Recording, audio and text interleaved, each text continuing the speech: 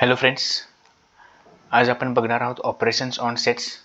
So एखाद्या सेट्समध्ये कोणकोणते operations केले जातात ते आपण चेक करणार आहोत. फर्स्ट आहे इंटरसेक्शन ऑफ टू सेट्स. दोन सेट्स आहेत, त्या दोन सेट्सचे इंटरसेक्शन म्हणजे काय? कॉमन. या वर्डचं मिनिंग काय? कॉमन. हे वर्ड लक्षात घ्या. जेव्हा जेव्हा आपण इंटरसेक्शन हे वर्ड म्हणू तेव्हा म्हणजे आपण काय म्हणतोय, दोन सेट्समधले कॉमन एलिमेंट्स कुठले आहेत त्याच्यामध्ये आपण डील करतोय. Now let's see an example. A या सेटमध्ये कोणते एलिमेंट आहेत? 1 3 5 7 आहेत. बी या सेटमध्ये 2 3 6 8. आता ह्या दोन सेटमधले कॉमन एलिमेंट्स कुठले आहेत? म्हणजे असे एलिमेंट जे दोन्ही सेटमध्ये आहेत. असे कुठले एलिमेंट आहे? 3 आहे, इथं पण 3 आहे. म्हणजे हा 3 हा काय झाला? तुमचा कॉमन एलिमेंट झाला. सो जेव्हा मी वेन डायग्राममध्ये रिप्रेझेंट करणार आहेत तेव्हा मी ए चा सेट कुठं आहे? इथं आहे.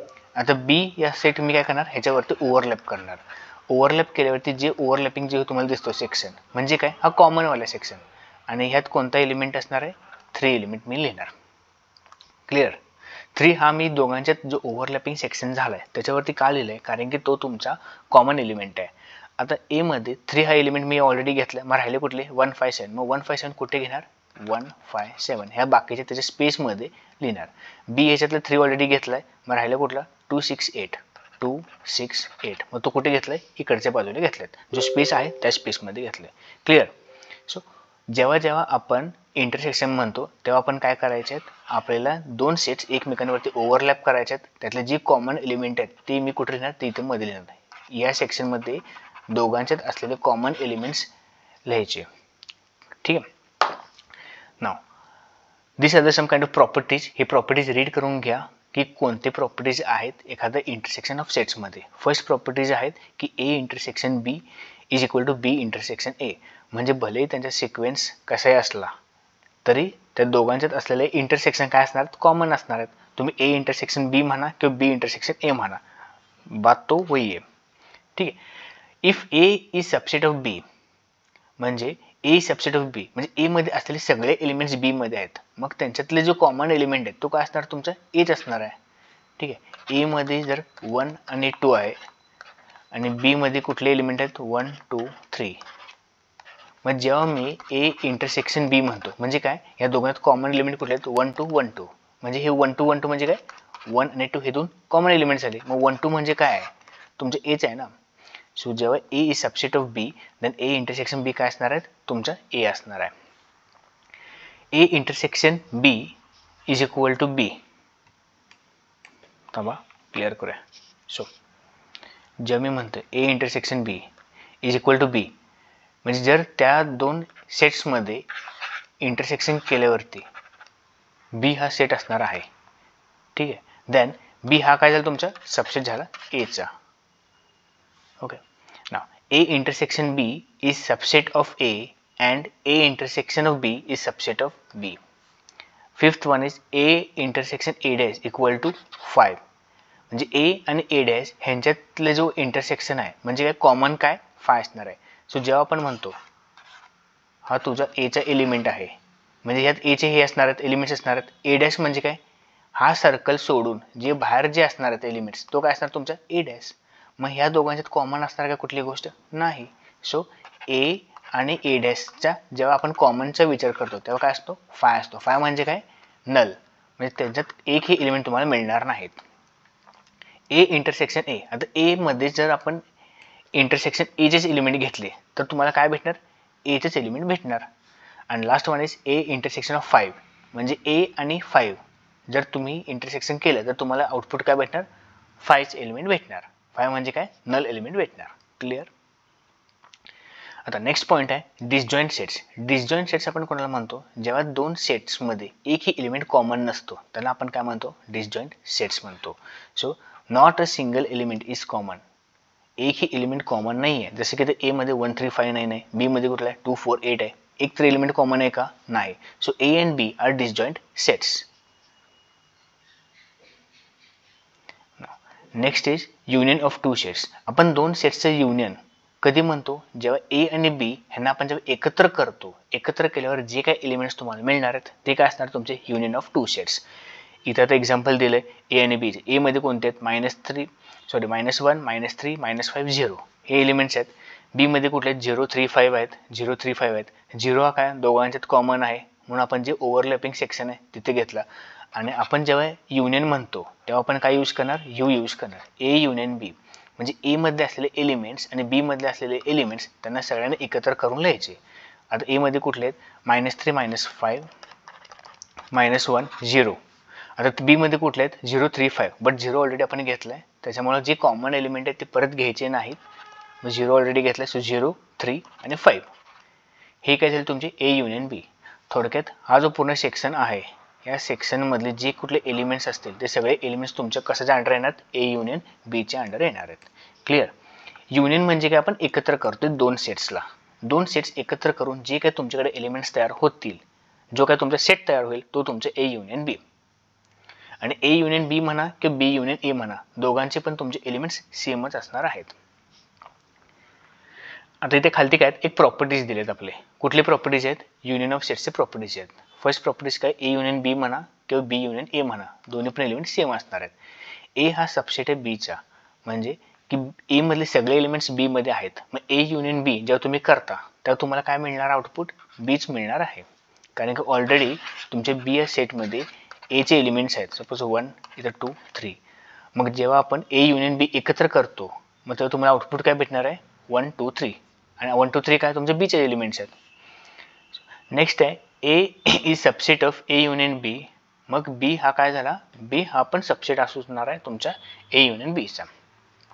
Fourth one is a union A dash म्हणजे काय, युनिव्हर्सल सेट. कारण की युनिव्हर्सल सेट हा तुमचा युनिव्हर्सल सेट आहे. इथं हा कोणते ए चे एलिमेंट्स आहेत, इथं बाहेर काय असणार ए डॅशचे एलिमेंट्स असणार आहेत. कारण की ए आणि ए डॅश हे कधी एकत्र येऊ शकत नाहीत, त्यांच्यात काही कॉमन नाहीत. बट ए आणि ए डॅश हे जेव्हा आपण एकत्र करतो तेव्हा तुम्हाला काय मिळणार आहे, युनियन भेटणार आहे. Okay, so A union A dash equal to काय असणार आहेत, यू असणार आहे. आता A union A equal to A आहे म्हणजे ए युनियन ए म्हणजे ए मध्ये असलेले एलिमेंट्स जेव्हा तुम्ही परत युनियन एकत्रच ए मध्ये ऍड करता तर तुम्हाला काय मिळणार, आउटपुट एच असणार आहेत ना. आणि ए युनियन 5 ए म्हणजे ए युनियन 5 म्हणजे काय, नल सेट. जेव्हा तुम्ही ऍड करता म्हणजे ए मध्ये असलेले एलिमेंट्स त्यात जर तुम्ही 5 म्हणजे कोणते एलिमेंट ऍड करत नाही तर तुम्हाला आउटपुट काय भेटणार आहे, जो ओरिजिनल एलिमेंट्स असणार ते म्हणजे ए तेच भेटणार आहेत. So A union 5 is equal to A. Clear. आता नेक्स्ट पॉईंट आहे number of elements in set. एखाद्या सेटमध्ये किती एलिमेंट्स आहेत ते आपण रिप्रेझेंट कशाने करतो, एन या अल्फाबेटने आपण रिप्रेझेंट करतो. So N of A is equal to जे काय नंबर्स आहेत तुमच्याकडे ते. फॉर एक्झाम्पल इथे सेट कोणता आहे, एचा सेट आहे 3 6 9 12 15 1 2 3 4 5 5 एलिमेंट्स आहेत. सो नंबर ऑफ एलिमेंट्स किती आहेत, 5. क्लिअर. इथं आपण काय काउंट करतोय, त्या सेटमध्ये असलेले एलिमेंट्स आपण काउंट करायचे आणि इकडे त्यांची नंबर लिहायची. आता बी मध्ये किती आहेत 6 12 18 24 36 म्हणजे किती टोटल एलिमेंट्स आहेत, त्यात 6 एलिमेंट्स आहेत. So N of B equal to 6. N म्हणजे काय, number of elements in set B is equal to 6 असं रेट करायचं. ठीक आहे. सो एन ऑफ ए आपल्याला 5 आहे, एन ऑफ बी 6 आहेत. ह्याच्यावरनं क्लिअर झालं. म्हणजे ह्याच्यावरनं काय क्लिअर होतात की ए या सेटमध्ये 5 एलिमेंट आहेत आणि बी या सेटमध्ये 6 एलिमेंट आहेत. नाव आता सर्वात महत्त्वाचा पार्ट जो तुम्हाला इथं बघायचा आहे तो म्हणजे इथला फॉर्म्युला. सो फॉर्म्युला काय येतं, हे इक्वेशन नीट लक्षात घ्या. इथं ह्या फॉर्म्युलेमध्ये युनियन आणि इंटरसेक्शन ह्यांचं रिलेशन दाखवतं. हे हायलाइट करूनच ठेवा. N of A union B is equal to n of a plus n of b minus n of a intersection b. म्हणजे काय, a युनियन b हा a एलिमेंट आहे इथले आणि b जेव्हा आपण एकत्र करू तर एकत्र करताना आपण काय करतो, a चे एलिमेंट कन्सिडर करतो आणि b चे एलिमेंट कन्सिडर करतो. So n of a plus n of b केले, बट मायनस आपण काय केले, इंटरसेक्शन जो आहे तो आपण मायनस केले. सो मायनस काय केला आपण, हा जो इंटरसेक्शन म्हणजे त्यांच्यात जो कॉमन एलिमेंट्स किती कॉमन एलिमेंट्स आहेत ते काय करणार आपण, ते नंबर ऑफ कॉमन एलिमेंट्स किती आहेत ते आपण मायनस करतो. सो या एक्झाम्पलवरून आपण क्लिअर होईल तुम्हाला कन्सेप्ट्स. सो पहिले इथं काय एन ऑफ ए किती आहेत, इथं एन ऑफ ए तुमच्याकडे किती आहेत, 5 एलिमेंट आहेत, 5 आहेत. एन ऑफ बी म्हणजे बी या सेटमध्ये किती एलिमेंट्स आहेत, 6 एलिमेंट्स आहेत. ओके. तर ए युनियन बी जेव्हा तुम्ही ए आणि बी एकत्र करता तर तुम्हाला किती एलिमेंट्स मिळणार आहेत, तुम्हाला 3, 9, 15, 6, 12, 18, 24, 30, 36. काउंट करा ना 1, 2, 3, 4, 5, 6, 7, 8, 9. सो ए युनियन बी मध्ये असलेले एलिमेंट्स किती आहेत? 9 आहेत. आणि कॉमन एलिमेंट किती तुमच्याकडे? 6 आणि 12 म्हणजे किती? 2 आहेत. ठीक आहे. मग आता हे इक्वेशन मध्ये बसतात का आपण चेक करूया. एन ऑफ ए युनियन बी किती आहे? 9 इज इक्वल टू ए ची व्हॅल्यू किती आहे? 5 प्लस बी ची व्हॅल्यू किती आहे? 6 मायनस काय? इंटरसेक्शन किती? 2. 5 plus 6 11 minus 2 9. So LHS equal to RHS. So हे इक्वेशन काय प्रूव्ह होतं.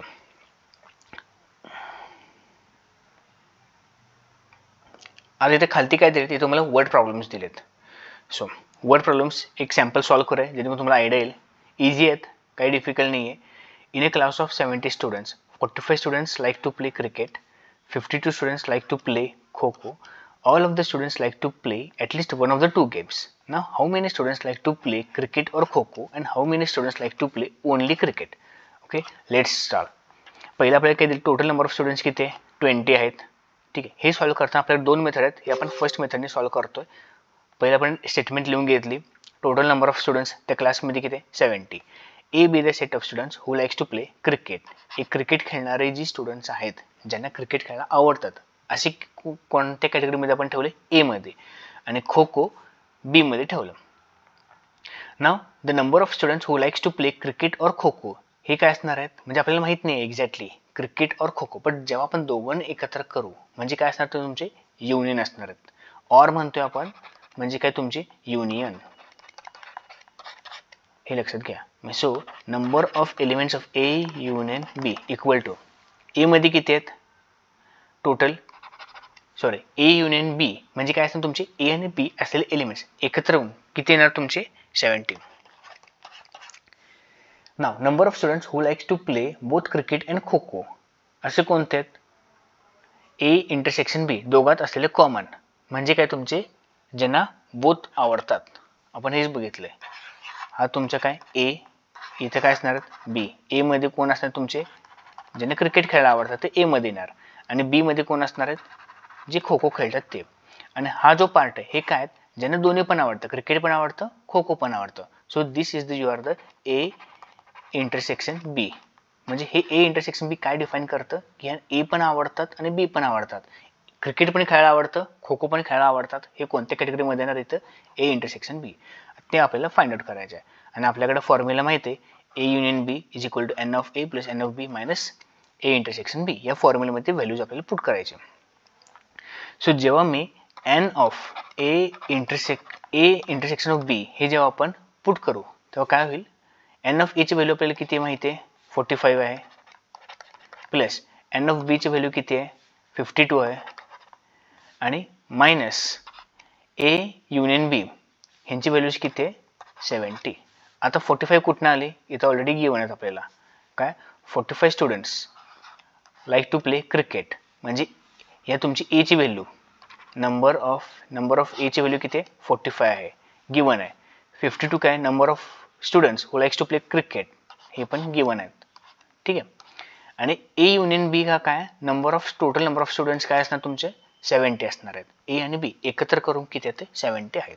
आता आपल्याला फक्त इंटरसेक्शन फाइंड आउट करायचे ज्यांना दोन्ही पण आवडतात खेळायला. हे सॉल्व करा. -70 केले होते, तुम्हाला आन्सर काय भेटणार? 27.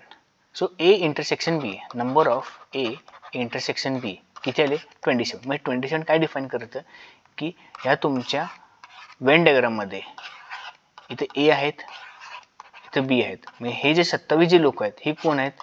ही कॉमन अशी लोक आहेत ज्यांना क्रिकेट पण खेळायला आवडतं आणि खो खो पण खेळायला आवडतं. ठीक आहे. So this is how you have to solve the equation. आता नाव सेकंड मेथड आहे त्यांची, ती म्हणजे एक सिंपल मेथड आहेत. डिरेक्टली आपण व्हॅल्यू घेतली.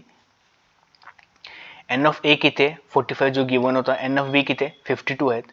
आता N of A intersection B equal to आपण काय घेतली? एक्स घेतली. एक्स काय म्हणजे आपल्याला अजून माहीत नाही. हा जो इंटरसेक्शन आहे हे कॉमन एलिमेंट आहे आपल्याला माहीत नाही.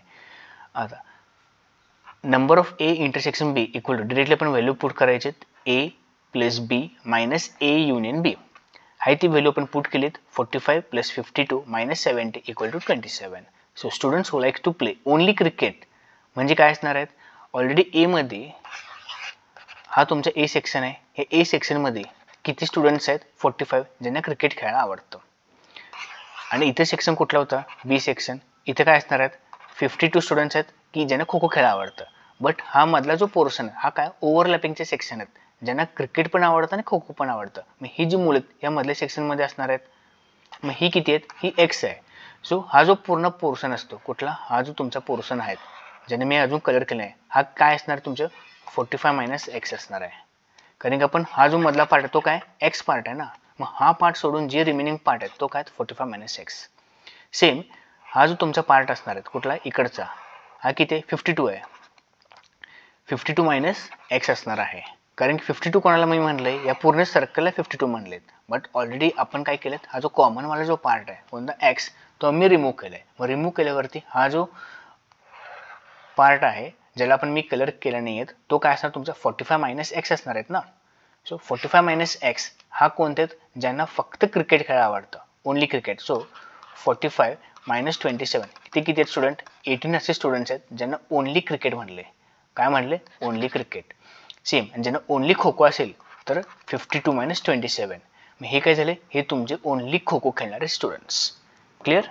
ठीक आहे. नेक्स्ट व्हिडिओमध्ये आपण प्रॅक्टिस सेट 1.4 चेक करू. ओके, आजपर्यंत आपण इथे थांबू. थँक्यू.